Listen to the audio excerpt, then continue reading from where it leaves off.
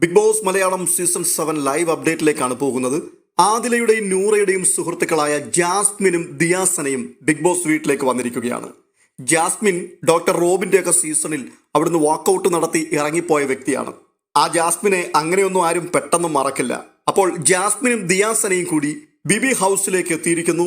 പക്ഷേ പതിവ് പോലെ ടാസ്ക് ചെയ്യുവാൻ വേണ്ടി ആദിലയെയും നൂറയെയും ആക്ടിവിറ്റി ഏരിയയിലേക്ക് ബിഗ് ബോസ് അയച്ചിരിക്കുകയാണ്.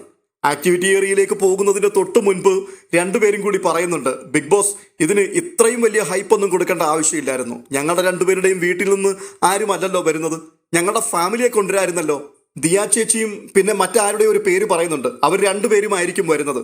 അതിന് ഇത്രയും വലിയ ഡിമാൻഡ് ഒന്നും ഇടേണ്ട ആവശ്യമില്ലായിരുന്നു. ഇത് പറയുമ്പോൾ രണ്ടാൾക്കാരുടെയും ആത്മഗതം വെളിപ്പെടുകയാണ്. അവർ ആഗ്രഹിച്ചു, അവർ പ്രതീക്ഷിച്ചു അവരുടെ കുടുംബങ്ങൾ അവിടെ വരണമെന്ന്. എന്തിനാണ് അവരുടെ കുടുംബങ്ങൾ അവിടേക്ക് വരുന്നത്? ഈ പ്ലാറ്റ്ഫോമിലേക്ക് വന്ന് അവരെന്താണെന്നും അവരുടെ ഐഡന്റിറ്റി എന്താണെന്നും അവർക്ക് പറയാനുള്ളത് എന്തൊക്കെയാണെന്നും അവർ ലോകത്തോടും ഒപ്പം കുടുംബത്തോടും പറഞ്ഞു.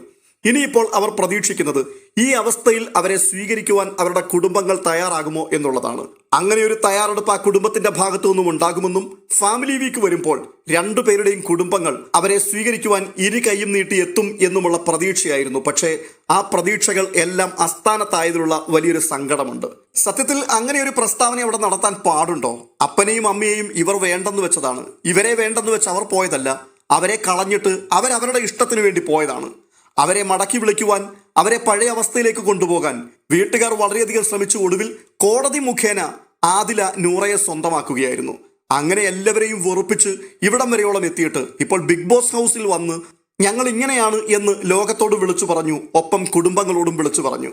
ഇനിയിപ്പോൾ നിങ്ങൾ വന്ന് ഞങ്ങളെ സ്വീകരിക്കണം. അതിന് ആ വീട്ടുകാരും തയ്യാറായിരുന്നില്ല. വീട്ടുകാരെ കൊണ്ടുവരാത്തതിന് നൂറയും ആദിലയും ബിഗ് ബോസിനോട് പിണങ്ങുന്നുണ്ട്, ബിഗ് ബോസിനോട് പരിഭവമൊക്കെ പറയുന്നുണ്ട്. ഇത് മോശമായി പോയി എന്ന് പറഞ്ഞിട്ടാണ് അവർ ആക്ടിവിറ്റി ഏരിയയിലേക്ക് കയറി പോകുന്നത്. എന്തായാലും ദിയാസനയും ജാസ്മിനും എത്തിയിരിക്കുന്നു.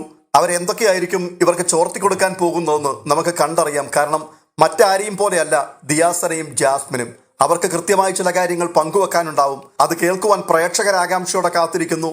ടാസ്ക് നടന്നുകൊണ്ടിരിക്കുകയാണ്. എത്രയും പെട്ടെന്ന് ടാസ്ക് പൂർത്തീകരിച്ച് പുറത്തു വരുവാൻ ആദിലയും നൂറയും തിരക്ക് കൊള്ളിക്കുന്നു. എന്തായാലും ബാക്കി അപ്ഡേറ്റുകൾ പിന്നാലെ പറയാം.